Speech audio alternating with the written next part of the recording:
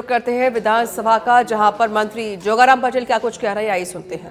युवा हो या जेल गया नहीं गया कोई विषय नहीं है, लेकिन इमरजेंसी के दौरान उसने वो कालखंड देखा हो, वो सभी सदस्य बोले जो इमरजेंसी के कालखंड के बाद में इस संसार में आए हैं, और प्रतिपक्ष के नेता भी 45 साल के ही हैं और इमरजेंसी को लगे हुए 50 साल हो गए। अच्छा होता जो वरिष्ठ सदस्य उनको बुलवा थे और उनके मुंह से ही कहलवा देते कि नहीं नहीं इमरजेंसी का कालखंड ठीक था, तो हमको लगता कि नहीं जिन्होंने ये आप कालखंड देखा है वो इस संबंध में बोल रहे हैं। दूसरा, किसी भी माननीय सदस्य ने जो प्रतिपक्ष की ओर से बोले इस बिल पर, इमरजेंसी कालखंड पर लोकतंत्र सेनानियों ने जो प्रताड़नाएं सही, उनके साथ जो अन्याय हुआ, जातियां हुई, उनको बिना वजह, बिना किसी अपराध, बिना किसी कानून के जेल में रखा, उसके संबंध में एक शब्द नहीं बोले। उधर की बातें, किसान आंदोलन, एमएसपी, वो उधर की बेलगाम कोई भी बातें बोली जो इस बिल से संबंधित नहीं है। मित्रों, लोकतंत्र की दुहाई देने वाले, संविधान की दुहाई देने वालों ने कहीं ये विषय नहीं रखा कि स्वर्गीय श्रीमती इंदिरा गांधी ने रायबरेली से लोकसभा का चुनाव लड़ा, स्वर्गीय राज बहादुर जी उनके सामने थे, स्वर्गीय श्रीमती इंदिरा गांधी चुनाव जीतना बताई और राज बहादुर ने इलाहाबाद हाईकोर्ट में अपनी याचिका पेश की कि इन्होंने इलेक्शन में भ्रष्टाचार अपनाया, अनियमितता की है। माननीय न्यायाधिपति जगमोहन जी ने सभी को सुनने के उपरांत डिटेल जजमेंट से ये माना कि इस चुनाव में कांग्रेस के प्रत्याशी स्वर्गीय श्रीमती इंदिरा गांधी ने भ्रष्टाचार के आचरण किया है, अनियमितता की है, उनके चुनाव को अवैध घोषित कर दिया और 6 साल के लिए भविष्य में चुनाव लड़ने पर प्रतिबंध लगा दिया। अच्छा होता स्वर्गीय श्रीमती इंदिरा गांधी संविधान को बनाए हुए, माननीय अम्बेडकर जी के बनाए हुए संविधान को मानती, न्यायपालिका में विश्वास करती और कहती है ठीक है साहब मैं उससे बाद में चुनाव लड़ूंगा। यह उनके पास ऑप्शन था जो उन्होंने अपनाया। वो डीबी में गई, अपील की, माननीय न्यायाधिपति कृष्ण अय्यर और डीबी ने यह निर्णय पारित किया एड इंटरिम ऑर्डर के रूप में कि आपका जो पार्लियामेंट में जाने का अधिकार तो रहेगा, परंतु आप वोट का अधिकार नहीं है।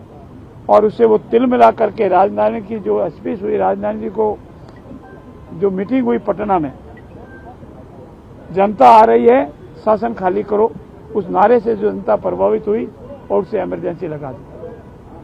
कितनी कितनी यातनाएं आम नागरिक जिन्होंने भी झेली, जन नेताओं ने झेली, सारे प्रिंट मीडिया पर सेंसरशिप लगा दी गई, बोलने का अधिकार, लेखने का अधिकार को खत्म कर दिया और लोग त्राईमाम करने लगे।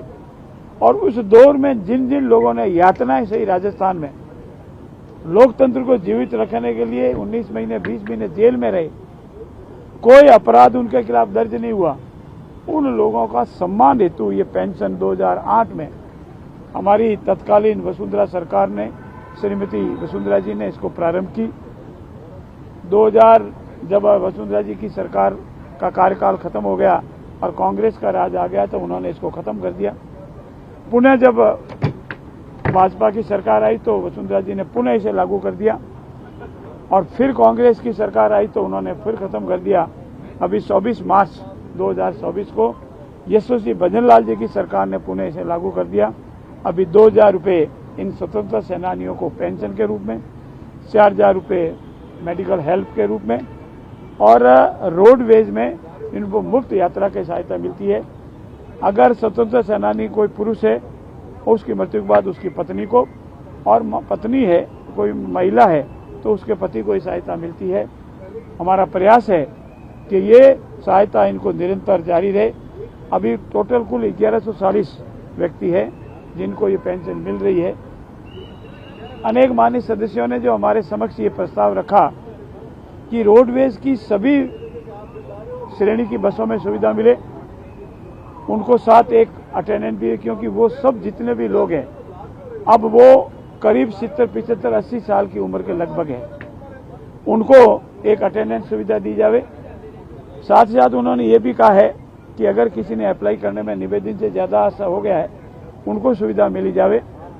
और साथ ही साथ उन्होंने ये भी मांग की है कि इनको सम्मान दिवस के रूप में भी मनाया जावे। उन्होंने जो भी माननीय कालीचंद जी सराफ ने, अतुल जी बंसाली ने, ऋतु बनावत ने, इन तन माननीय सदस्य ने जो सुझाव दिए हैं वो सुझाव बहुत काम के थे और वो नियमानुसार नियम माने योग्य है, उनको नियमों में सम्मानित करेंगे। और जो भी हमारे स्वतंत्रता सेनानियों, लोकतंत्र सेनानियों की रक्षा के निमित्त, उनके सम्मान के निमित्त उनका मान सम्मान बढ़े, आने वाली पीढ़ियां याद करें कि इन्होंने लोकतंत्र को जीवित रखने के लिए कितनी यातनाएं सही है, उसका सब सम्मान करेंगे, नियम बनाएंगे और नियम लागू करेंगे। धन्यवाद।